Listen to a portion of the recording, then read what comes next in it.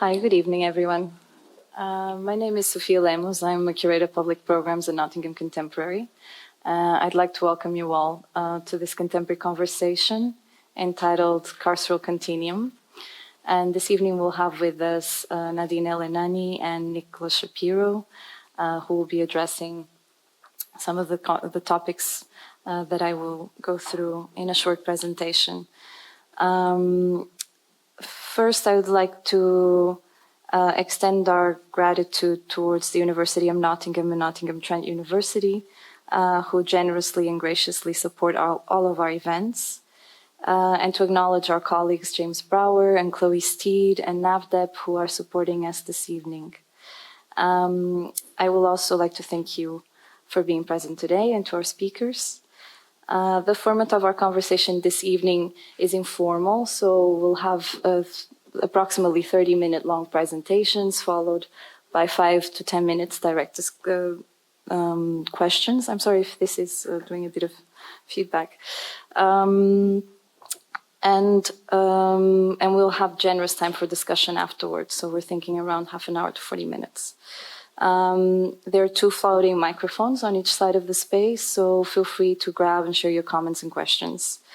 Some housekeeping notes. There's 2 fire exits to the space. One is through that door, and the other one behind the curtain. As with all of our events, today's discussion is free to access, but all donations are greatly appreciated to help support future free programs. Please donate if you're feeling generous this evening. Lastly, I'd like us to take a moment to silence our phones and to bring our awareness to this space. So I'll just read a short introduction. An adjective borrowed from the Latin carceral appeared shortly after incarcerate, to imprison, which first acted in English around the mid-1500s. They both derive from carcer, Latin from prison.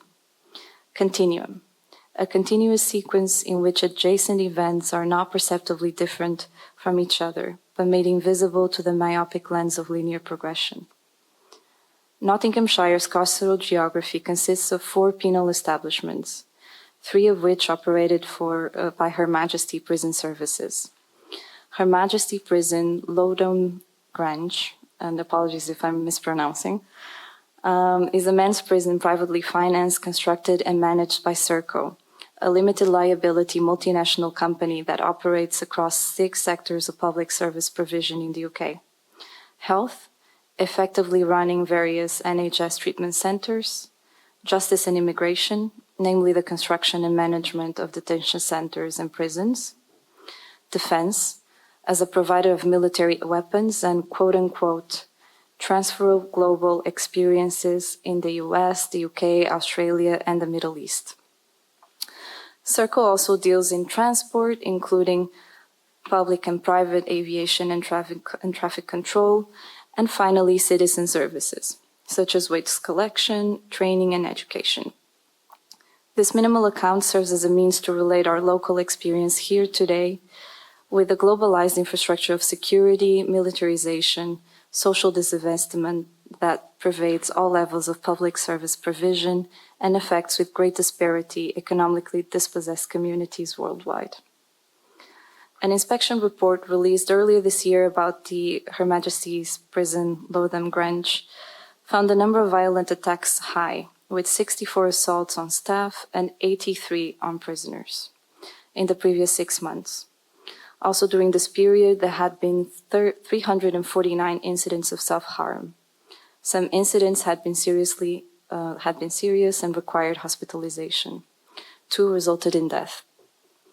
46% of men detained in the report were racialized as Black or minority ethnic.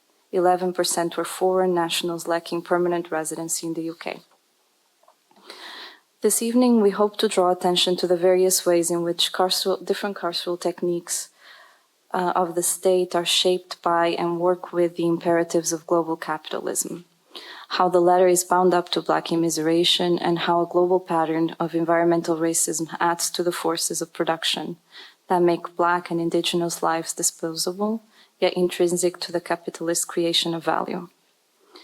Drawing from ideas of ecology, the branch of biology that deals with the relations of organisms to one another and to their physical environment, this evening session asks, what are the historical crossovers between mass incarceration, economic precariousness, and racial vulnerability to the weather?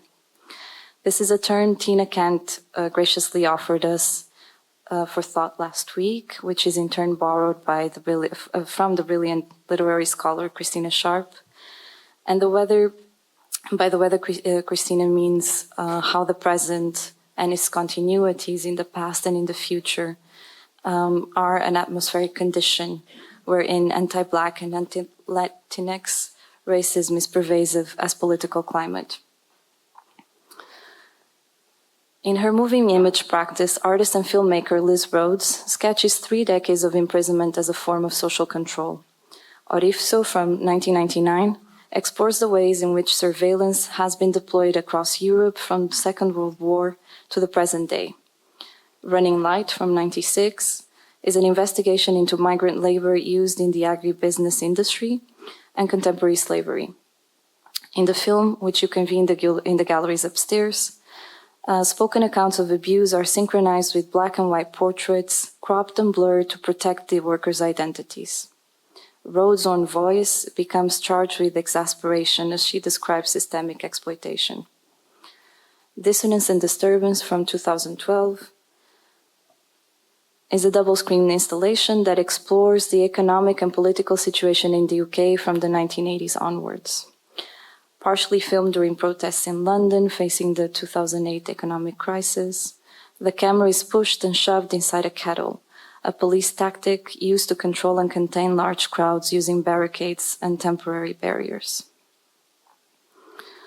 The violence of capitalist accumulation, is often incremental and concealed from public view, embodied in the figures of the slave, the migrant worker, the chronically unemployed.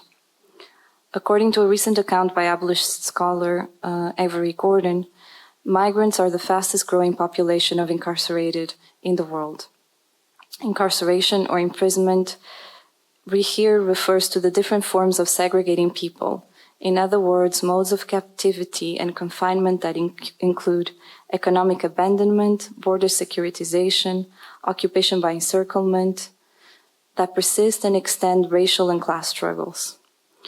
Gordon mentions a parallel movement by which these forces become more extreme, such as solitary confinement, and simultaneously more abstract, including open-air camps such as Gaza in Palestine.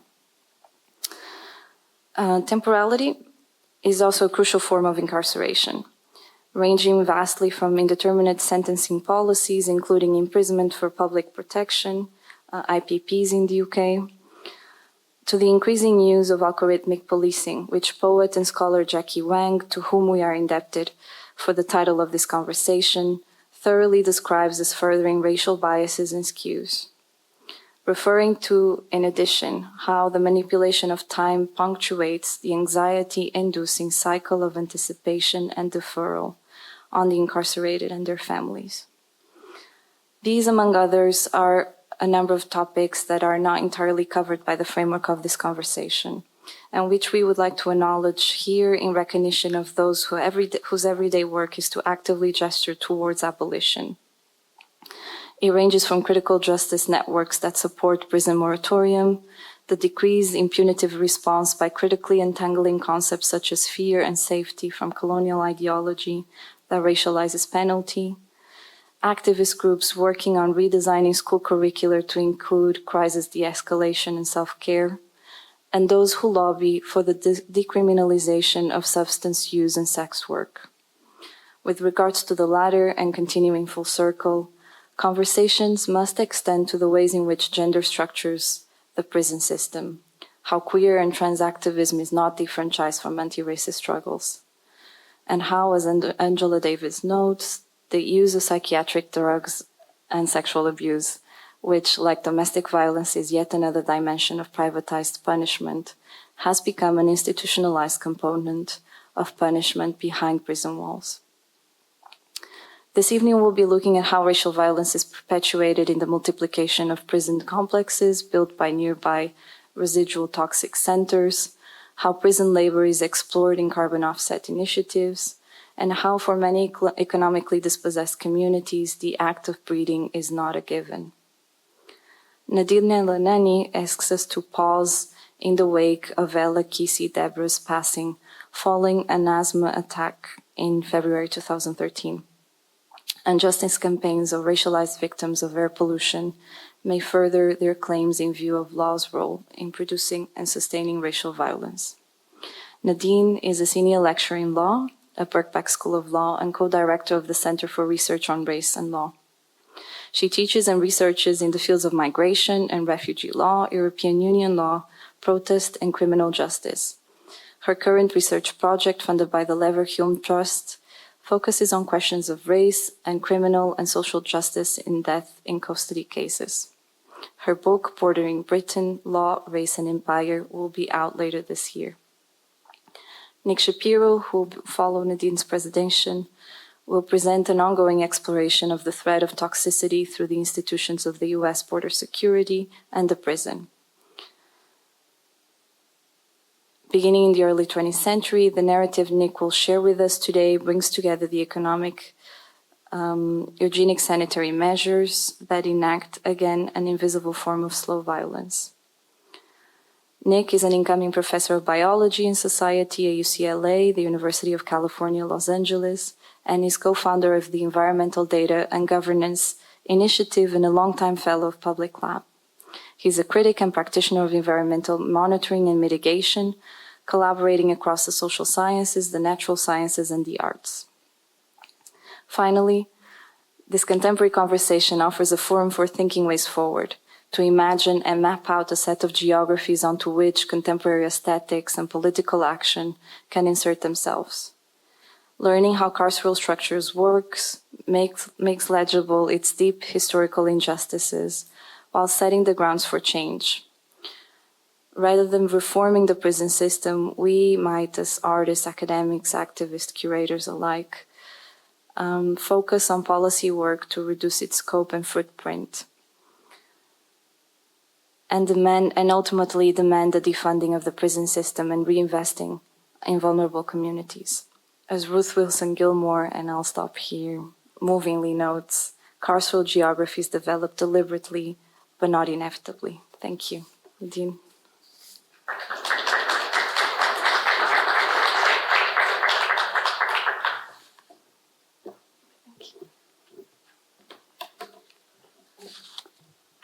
Thanks for that introduction, Sofia, and also for the invitation to speak tonight, and thanks everyone for coming.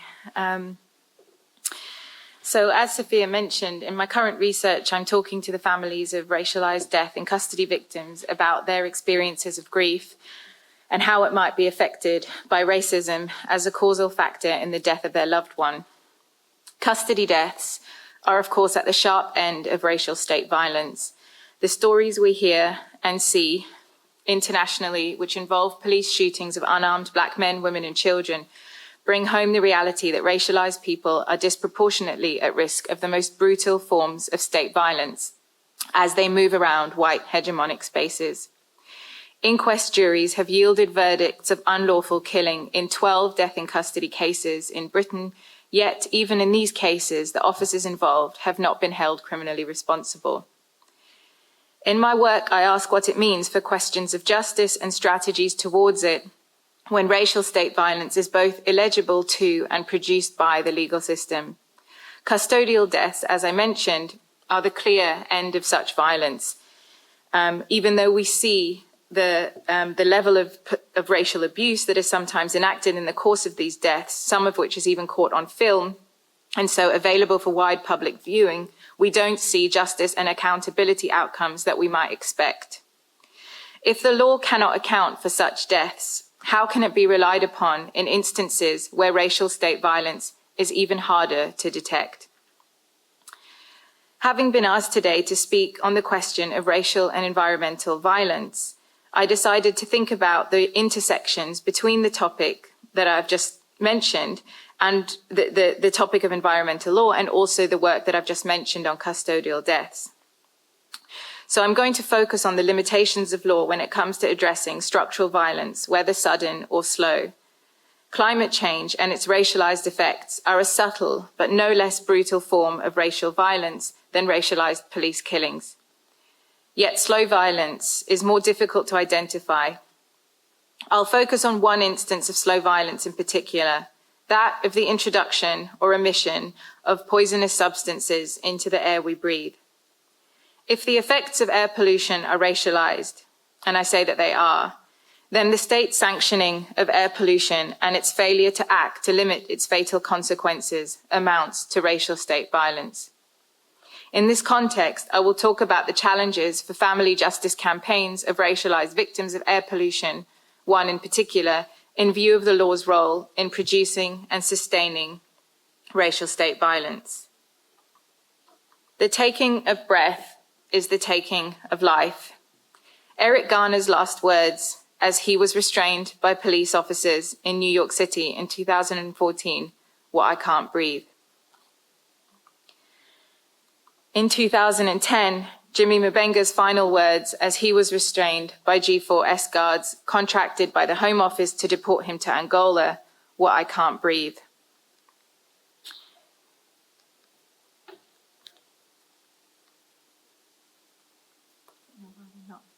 Sorry, it's a bit slow to respond. This is Ella Kissy Deborah. She too couldn't breathe. Ella was 9 years old when she died following an asthma attack in February 2013. Ella lived in London, in Lewisham, 25 metres from the South Circular Road. Before she died, she had suffered 3 years of seizures brought on by asthma attacks, which resulted in 27 visits to hospital. While more research is needed to understand the link between asthma and social deprivation, it is known that asthma is caused by a number of factors, including those which are genetic and environmental. Its symptoms are triggered by various behavioural and environmental factors. Long-term exposure to high concentrations of air pollution is a cause of asthma among children and adults. Babies who are exposed to high levels of air pollution at prenatal stage are at a higher risk of developing asthma. Children living in highly polluted areas are more likely to have reduced lung function as adults. Air pollution is a significant trigger of the symptoms of asthma. Although air pollution affects us all, respiratory diseases in particular have been linked to social deprivation. The racialized effects of air pollution are stark when looked at in global terms. In 2018, the World Health Organization reported that 93% of people under the age of 15 across the world are breathing unsafe levels of pollutants on a daily basis. Racialized nations in the global south are disproportionately affected. Health inequalities are defined as the preventable differences in health outcomes between groups when separated by factors such as geography, socioeconomic status, or race. Despite the British government's legal obligations under the National Health Service Act 2006 and the Health and Social Care Act 2012 to reduce health inequalities, they are on the rise. According to the British Lung Foundation, in 2012, incidence rates of asthma were 36% higher in the more deprived communities than in the least deprived, than the most deprived communities than in the least deprived. 50% of people of African descent live in poverty in Britain, and overall 2/5 of ethnic minorities live in households earning below average income. There are markedly higher rates of asthma among classed and racialized communities in England and Wales. Racialized people born in Britain have a higher incidence of asthma than racialized people living in Britain but born elsewhere. Research thus suggests that children of racialized migrants are particularly at risk of experiencing high rates of asthma incidence. This is important because it tells us something about the conditions in which racialized populations live in Britain, conditions which make them vulnerable to harm and premature death. Sorry, this not.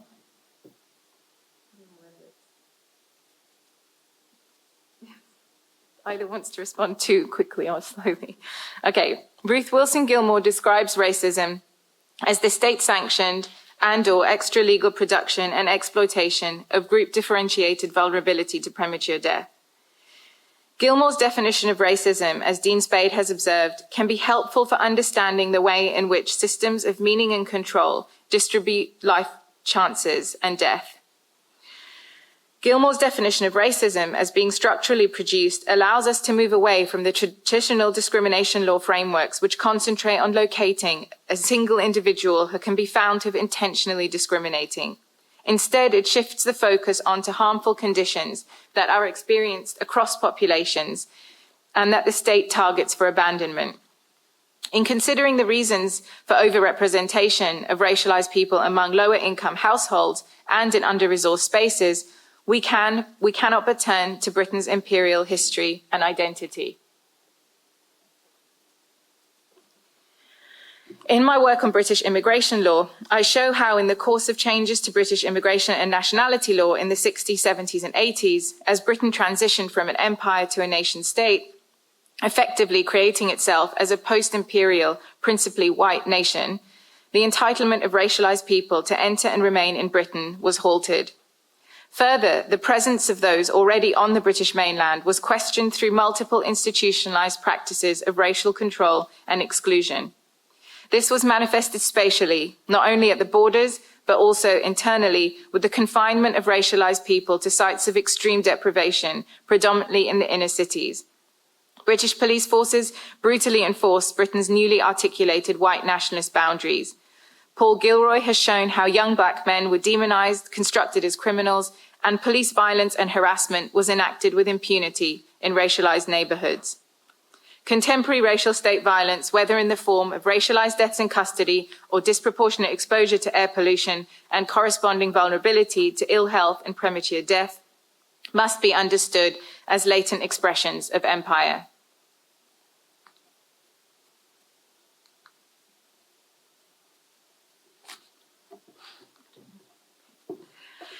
Shareen Razak, in her work on state sponsorship of spatially unjust zones in Canadian cities, writes that the presence of the racial other in white space gives rise to a careful management of boundaries within the urban space. Razak has documented the way in which the end of the colonial era combined with 1950s and 60s urbanization policies of segregation to replicate the spatial zones produced by colonialism, whereby slum administration replaces colonial administration. Practices which are also identifiable in the imperial metropole of Britain.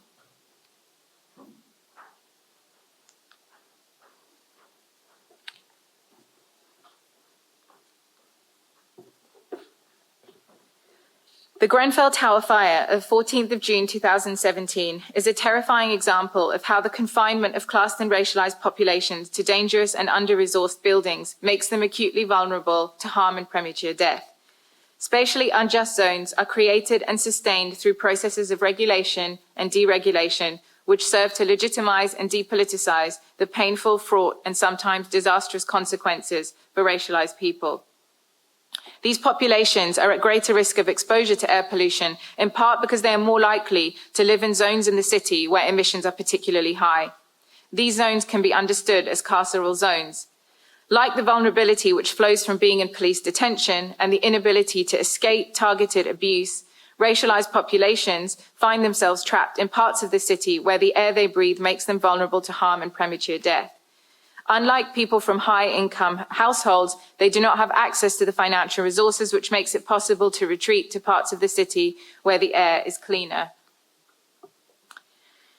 Rosenblatt and Wallace, referring to the US context, have shown how racism leads directly or indirectly to greater poverty, a less healthful environment, poorer health, fewer physician visits, poorer pregnancy care, poorer nutrition, and poorer access to health care. Along with medical and industrial racism, they also note that direct experiences of racism and such indirect effects of racism as housing deficiency, lack of jobs, and poverty may so stress the cardiovascular system, the immune system, and other bodily systems as to jeopardize health. Toxic waste dumps and chemical plants that emit hazardous chemicals into the air and the water table are located in places where relatively high percentages of the people living in the nearby danger zone are racialized. So what caused Ella Kissy Deborah's death? Article 2 of the European Convention on Human Rights protects the right to life. This creates both positive and negative obligations for states, requiring them not only to intentionally take life, but also to take positive steps to protect life. Article 2 also entails a procedural aspect requiring states to investigate deaths where it has failed to take reasonable steps to protect life. Under UK law, an Article 2 inquest applies where it is arguable that the state has breached its legal responsibility under the Convention to protect the right to life. An inquest into Ella Kissy Deborah's death at Southwark Coroner's Court in 2014 concluded that her death was caused by acute respiratory failure, a severe asthma attack, followed by a seizure, possibly caused by an allergic reaction to something in the air. However, the exact cause of her death was not identified. After a long campaign, Ella's mother, Rosamond Kissy Deborah, has recently been granted a new inquest by the High Court. The Attorney General was persuaded to quash the previous inquest findings after being presented with new evidence which linked Ella's death with spikes in air pollution near her home in Lewisham shortly before she died. In the High Court, Judge Mark Lucroft stated that in our judgment, the discovery of new evidence makes it necessary in the interest of justice that a fresh inquest be held. Professor Stephen Holgate, asthma and air pollution expert, was commissioned to write a report into Ella's death by her mother. He found a striking association between the times Ella was admitted to hospital and recorded spikes in nitrogen dioxide and PM10s, the most noxious pollutants near her home. His report said that there was a real prospect that without unlawful levels of air pollution, Ella would not have died. Holgate also considered that Ella's death certificate should be amended to reflect the fact that air pollution contributed to her death. The government has been found to be in breach of its obligations under European Union law to reduce the public's exposure to air pollution and putting in place plans to reduce air pollution. Rosamond Kissy, Deborah Ella's mother, is arguing that the government failed to act to reduce air pollution from diesel traffic, and this was a breach of her daughter's right to life.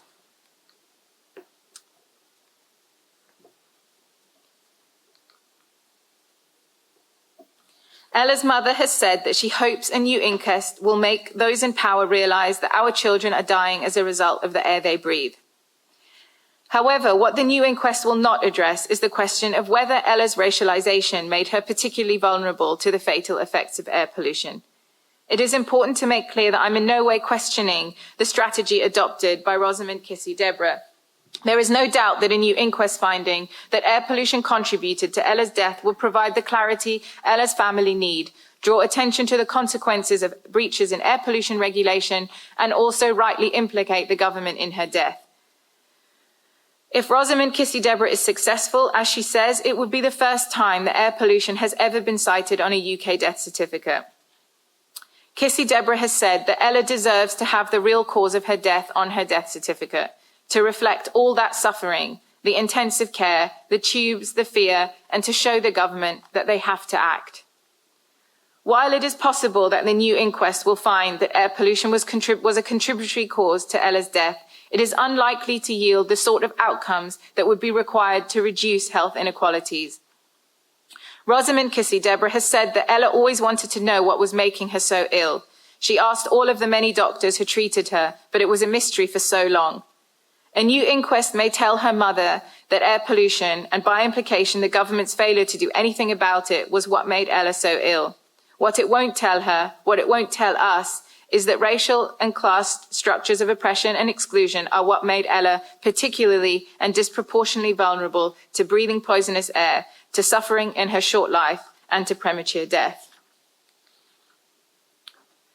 So if you look at this map, this is a map of London, including Greater London, and in the centre is the output area where the levels of air pollution go above the legal limit. And so that's central London, the greyed area. And you can see the River Thames running through the middle. The green on the outside is the 30% of the most deprived of the white population. So that's where they live in relation to where the air pollution is. If you then look at this map, it's the same map, but instead of showing you the white population, it shows you the 30% most deprived of the Black and African Caribbean and Black British population. And there you can see where they live disproportionately in relation to areas of air pollution which go above the legal limit. And then this map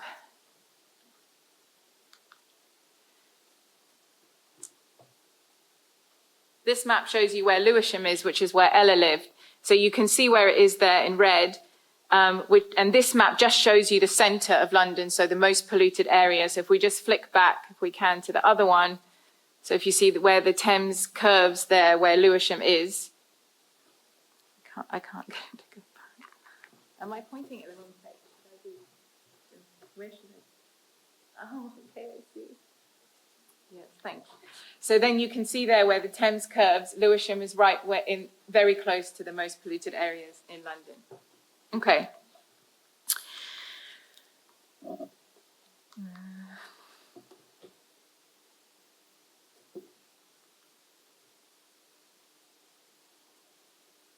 Okay.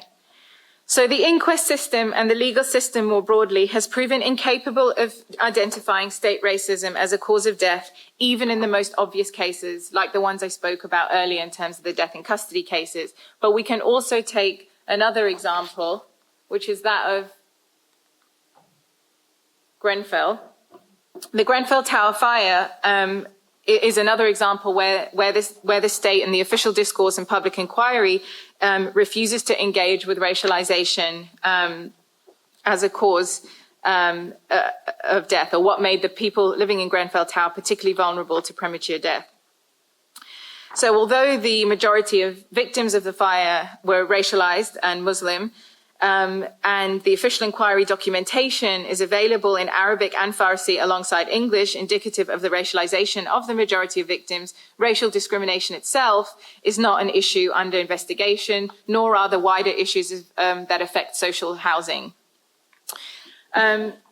In order to understand the causes of the fire and prevent a similar atrocity happening again in the future, we have to address the institutional racism faced by residents of the tower who made demands for their homes to be safe before the fire and were ignored, regarded as undeserving, and told that they don't belong in North Kensington anyway.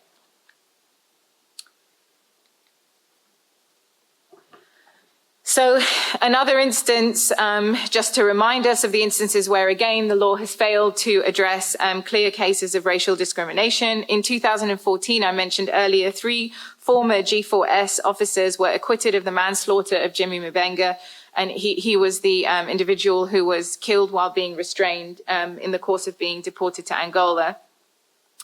Evidence that the trial judge ordered to be withheld from the jury included that relating to racist text messages found on the phones of 2 of the guards who restrained Mubenga. Until now, no officer has also been held criminally responsible for the death of Christopher Alder, who choked to death in Hull Police Station after being restrained by police officers in 1998. He was left on the floor with a pool of blood forming around his mouth. CCTV footage the audio of the CCTV footage later showed that officers had been making monkey noises while Alder lay dying. At inquests into custodial deaths of racialized people, as Shareen Razak has observed, we encounter stories of addiction, alcoholism, and dysfunction, rather than the interrogation of the violence committed by state actors. Not apparent to the system are the causes of death that lie beyond the realm of the immediate. Inquests are structured to have little time for the past, as Razak says. In a context in which colonial legacies of racism mean that personhood is denied, racial state violence becomes part of the work of the state. The violence of the legal system thus manifests in the illegibility of the violence of its agents to it.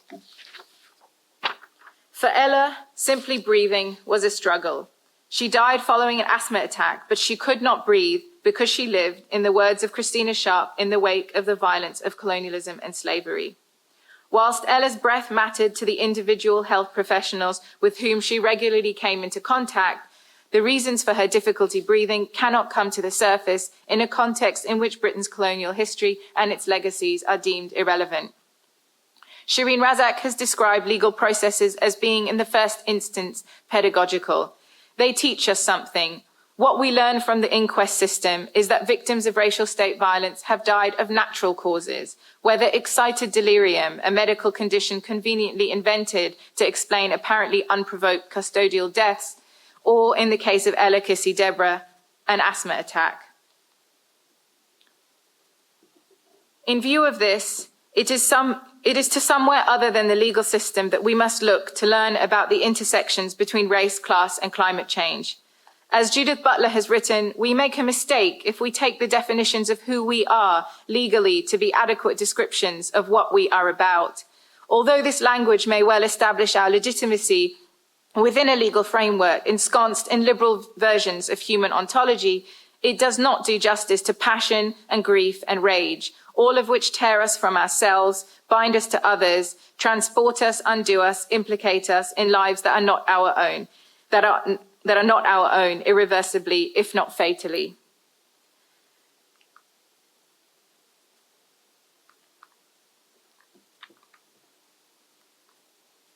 In my work on custodial deaths, I try to do justice to passion, grief, and rage. I center understandings and responses to love, grief, and solidarity in thinking about family struggles for justice. I try to identify moments and modes of anti-racist and anti-colonial resistance to racial state violence which take place outside legal structures. One example is that of the United Families and Friends campaign, UFFC, which brings together the families of those whose loved ones have died in custody. They have a yearly memorial procession in remembrance of those who've died in custody, and this enables a collective expression of grief and an engagement in processes of memorialization that embody a defiance of the ungrievability of Black deaths. Perhaps one place to start in thinking about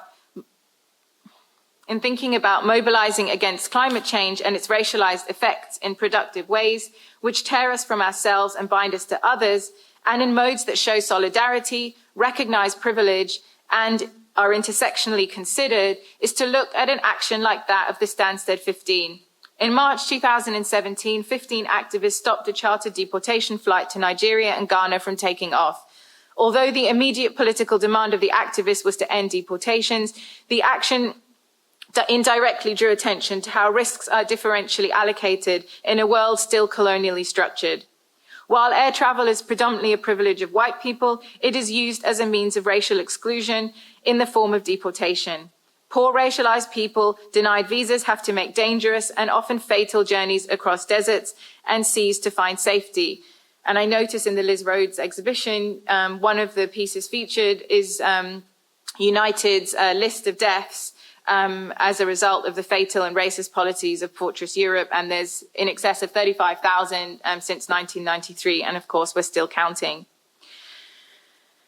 Meanwhile, air travel's harmful byproducts are air pollution and climate change disproportionately impact class and racialized communities, exacerbating conditions in part colonial legacies of displacement, poor health, and vulnerability to premature death. So to conclude, Ella Kissy Deborah couldn't breathe under the weight of centuries of colonial and racial violence. The same violence is embodied in the actions of the police officers who physically weighed down Eric Garner and the G4S guards who restrained Dimi Mubenga, making it impossible for them to breathe. It is difficult not to feel rage when thinking about these lives cut short. Grief studies have shown that in cases of preventable deaths, especially those caused by racism, grief is particularly intense and includes feelings of anger and rage. And of course, in the words of our boy Lorne, the pain we feel in solidarity is only a measure of their loved one's loss. Listen to how James Baldwin's character Ida, a Black woman living in New York in the 1950s, whose brother Rufus dies after throwing himself from a bridge, describes her grief to Rufus's white friend Vivaldo. Wouldn't you hate all white people if they kept you in prison here, kept you here and stunted you and starved you and made you watch your mother and father and sister and lover and brother and son and daughter die or go mad or go under before your very eyes? And not in a hurry, like from one day to the next, but every day, for years, for generations. Shit, they keep you here because you're Black, while they go around jerking themselves off with all the jazz about the land of the free and the home of the brave. Ida captures the weight of centuries of oppression, the slow, protracted way of colonial violence. I try to acknowledge this rage and look to its expressions as a mode of anti-colonial resistance. These expressions need not be orderly, nor quiet, nor legal. They can be riotous, discordant, and sometimes they can seem to fail. For Gabriela Jimenez, systemic injustice requires listening to and for the elsewhere in the voices performing decolonial efforts in the course of resistance movements. She writes that shouting or chanting is another way of breathing elsewhere into existence. This is, of course, not to say that we should not seek to rely on the law for progressive ends, not protect it as an avenue for justice for the marginalized. We must, just as Rosamund, Kissy, Deborah, and the families of death in custody victims are doing for all of us. But we must also keep in mind that the law renders racialized victims non-entities insofar as it cannot account for what makes them acutely vulnerable to harm and premature death, fatal forces of which it is one. Thank you.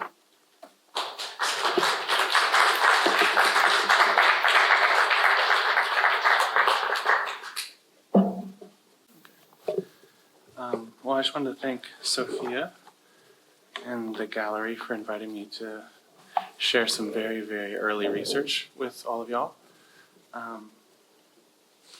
If you thought the slide advancing situation in the last talk was complicated, this one is being disjointedly broadcast between two computers, so it'll be much of the same.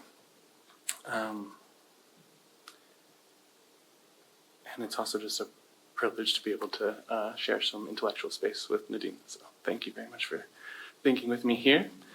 One of the last things that Nadine gestured towards was the racialized impacts of climate change.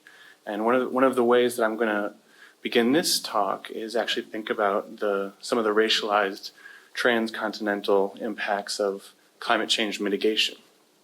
So the very amplification of my voice and the projection of what will be images soon is implicated in the figure of the toxic prison, which is something that I'll be talking about today. The research that I'll be talking about takes place in southern Georgia, in the deep south of the US, where I grew up. And it begins right here. So this is the biomass all right, the complication begins. This is the biomass power plant that is providing electricity to some 400 homes in Nottinghamshire, and potentially to this microphone and this projector. Biomass is the burning of biological material to move steam engines to produce electricity. And in the UK right now, 38% of renewable energy is produced this way. And that's because in the early 2000s, in the mid 2000s, the EU decided somehow that burning biomass is carbon neutral and that they would begin subsidizing it. So that's why this plant was built, I think, in 2011, after the EU subsidies began flowing in, and there's a dramatic increase in biomass. You got a little sneak peek of where we're going. There's a dramatic increase in biomass, electric generation. A full 10% of electricity in the UK is generated via biomass. And so what biomass is often it's the sort of gnarly bits of trees that are ground up and put into pellets. And those pellets are then burned. And so the largest biomass pellet production facility in the world is this facility called Georgia Biomass, which is a German-owned company this German-owned facility is in Waycross, Georgia. It's in the deep south. It's in the southern part of Georgia, right above the Okefenokee Swamp, right above the Florida border. This facility is just one of a larger current of an exponential increase in biomass production in the Deep South. The Deep South has a lot of trees, it's very cheap, and it has a lot of racialized bodies that can be exposed to the pollutants of industry. It's sort of the foundations of environmental justice come from a lot of case studies in the South. Dumping on Dixie is a well-established tradition.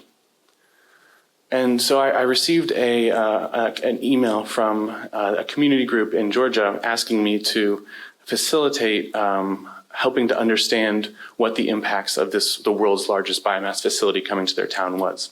In addition to the 1,000 pounds of volatile organic chemicals off-gassing from this facility every year, it also exploded within 1 month of it being built.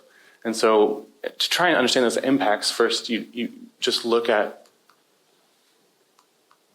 the satellite imagery, and right away the facility is on the left, and this right here, the bottom arrow, is the Regional Juvenile Detention Center. The next facility is the town jail, the city jail.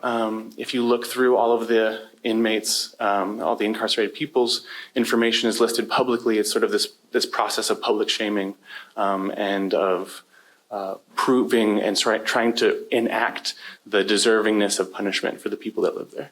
And if you look through there, it's largely because of penalties, financial penalties for things like tailgates that might remind you of what happened in Ferguson and what's happening all over the country in the US, that is attempting to use debt as the new penitentiary. So sometimes that debt becomes overwhelming and you go to the actual penitentiary. And then on the right is a state prison. All of these carceral complexes in direct proximity not only to this biomass facility, but also to the airport. And what I did not know until I started doing this research was that avgas, something called avgas, which is the gasoline used in small propeller planes that use this kind of airport, are the last remaining source of leaded gasoline used in the US. So these small-scale airports are a tremendous repository of lead, even though it's been largely banned in other places throughout the country. Studies have indicated that living within 1,000 meters of an airport like this will elevate your blood lead levels.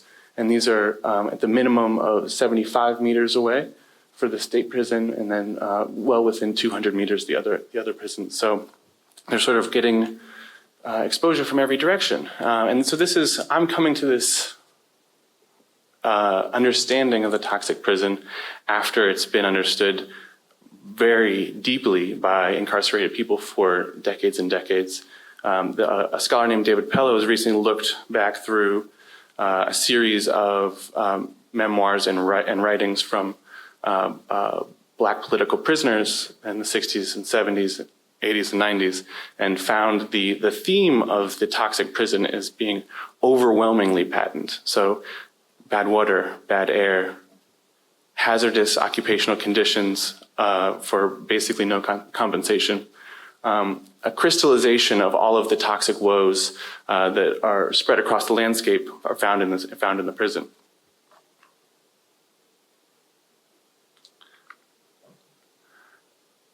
It also, it reminded me of a conversation I had had years previously with a environmental protection agency, the U.S. Environmental Protection Agency inspector, and I was doing research on fracking. I was actually doing it based in Lewisham because the UK was worried about fracking and looking at the U.S. as a test case. And I was talking to the inspector and asking how the process worked for finding violations from the oil and gas industry in relationship to fracking in the state of Pennsylvania. And he said it was a total nightmare. He could not make any citations. And actually the only way he made quota was by going to prisons. So I would argue that I'm looking through the data now of the amount of money that the U.S.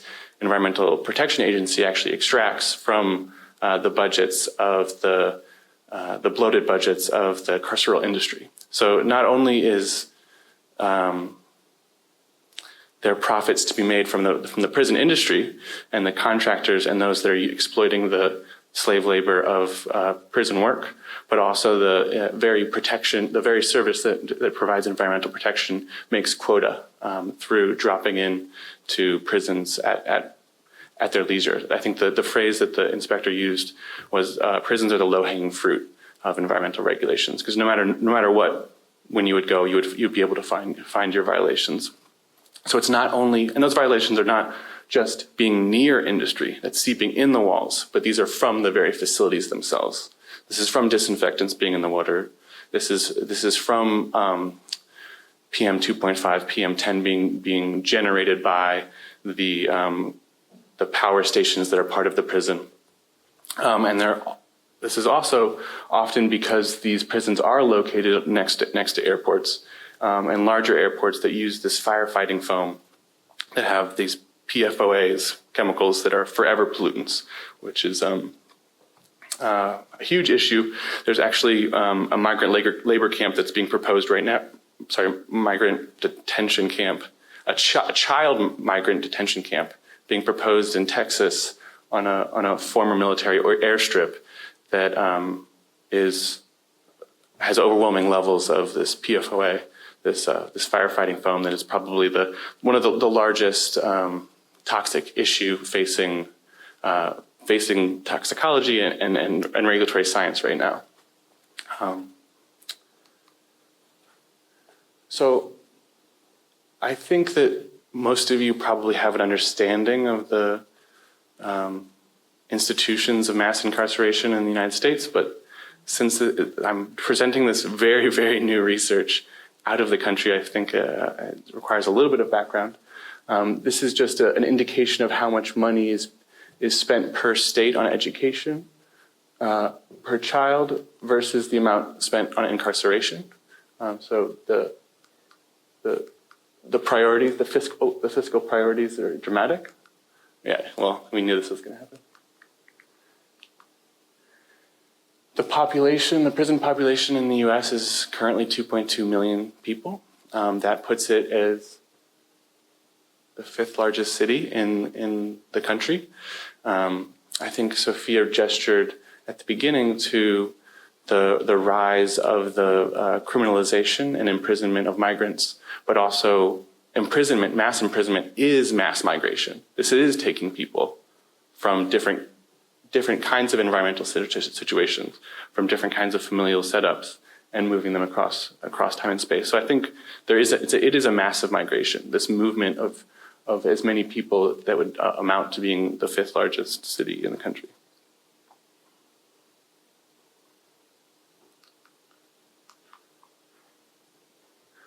So I just wanted to highlight.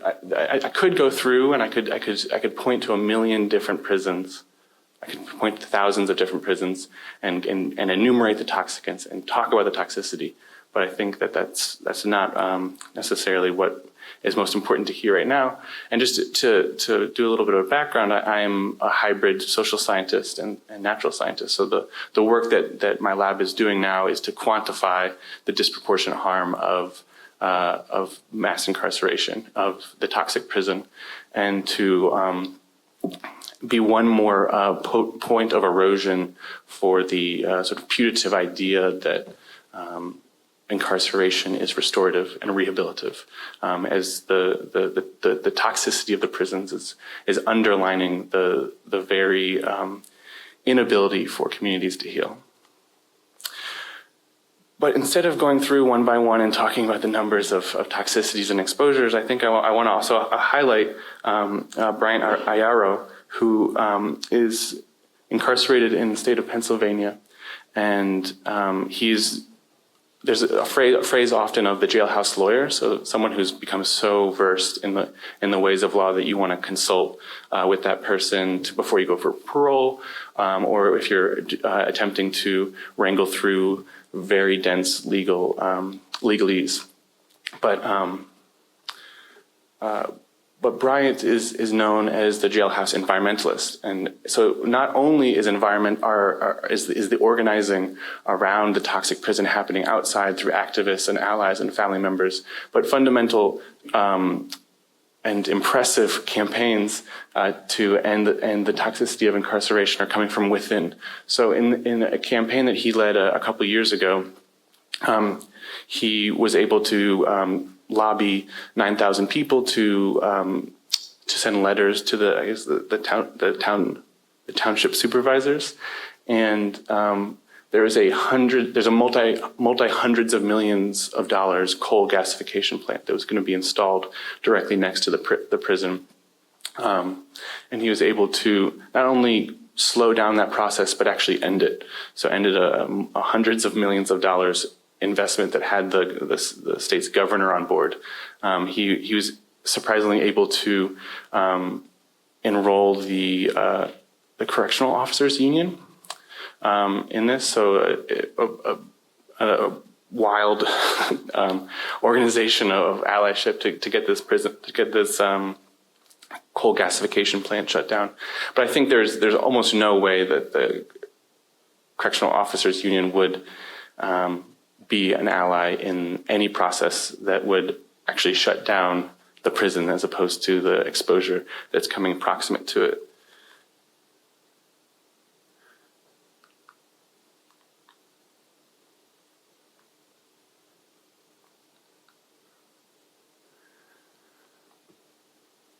One of the so most of the issues that I work on are on the level of chronic exposure, of cruddy, subclinical warping of biotic worlds, skewing of people's biotic functions.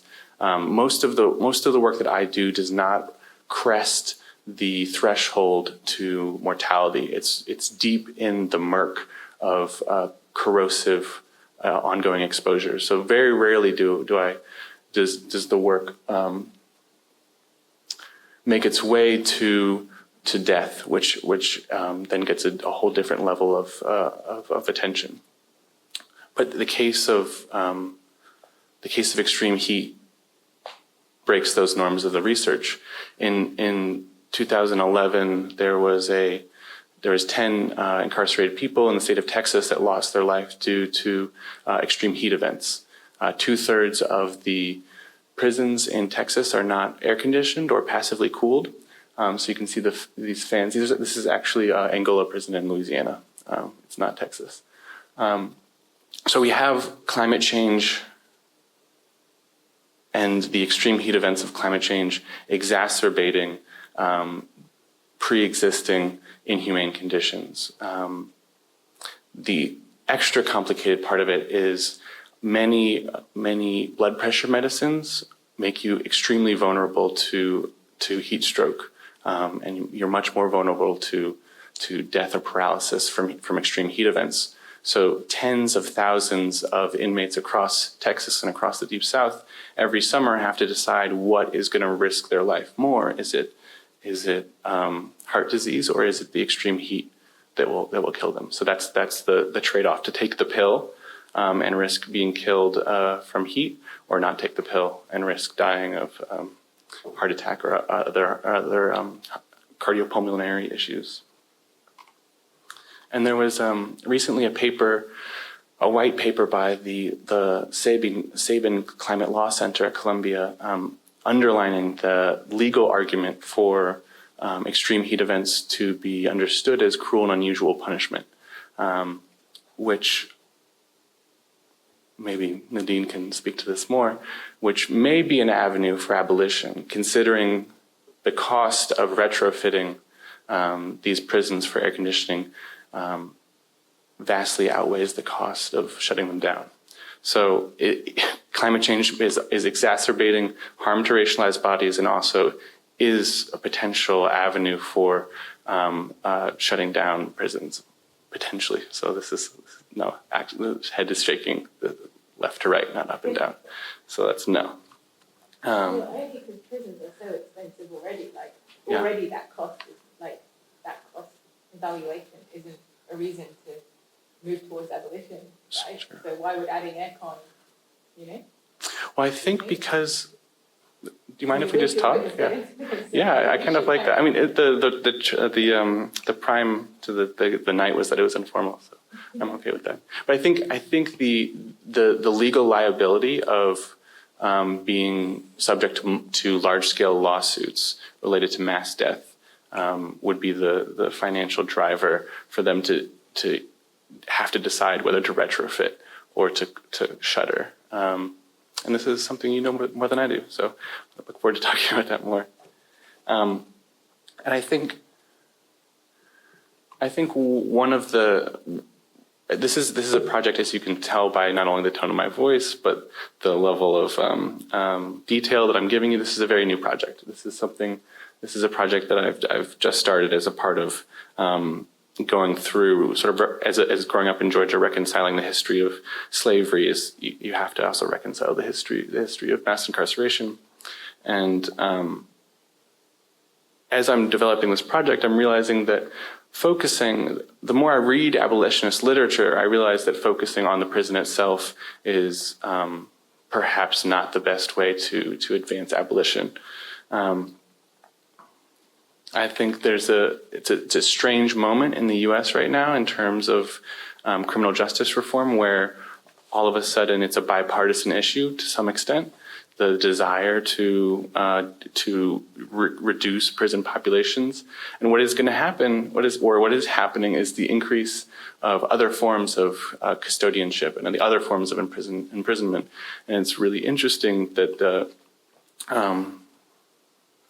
the work that Nadine just presented is the choices between two structurally intoxicated places. Whether you are imprisoned at home through ankle bracelets like this, or if you're imprisoned at the site of refining on prisons built on top of mines or next to biomass facilities. So I think this is sort of me reflecting on the own process of making a project and thinking that perhaps the work should not be as focused on the spectacular manifestation of mass incarceration in the prison, but looking at the capillary forms. Oftentimes, I think the trans activist Alexander Lee has said, if we're trying to make a world where prisons are no longer needed, you just don't look at the prison. You look elsewhere. You look at the budgets of your school district. You look at the budgets of your town. You are in the clinic. You are not at the prison. So this is just sort of openly discussing the limitations of what I'm doing. And it's also an auspicious moment for thinking about abolition and restorative justice. This book was just published, or just came out a couple of days ago, I think. Like, my Twitter feed is just full of people taking pictures of this book. Mariam Kaba is someone that I would encourage you to follow on Twitter. Prison Culture is her handle. And she is really fundamentally questioning the will to punish. And that is probably a much better place to look for abolitionist work, to undermine that, rather than to play into this idea that we can evince toxicity enough to break some threshold of liberal empathy to end the toxic prison. So that's sort of the logic of change that I'm playing into in my own research as a quasi-environmental scientist, is attempting to make that data charismatic enough that it will change because its brokenness is evinced. And I think that's a flawed logic compared to the work that Kaba is doing. So with that, I think I'd like to end and look forward to reading this book very soon, hopefully. Yeah, thank you.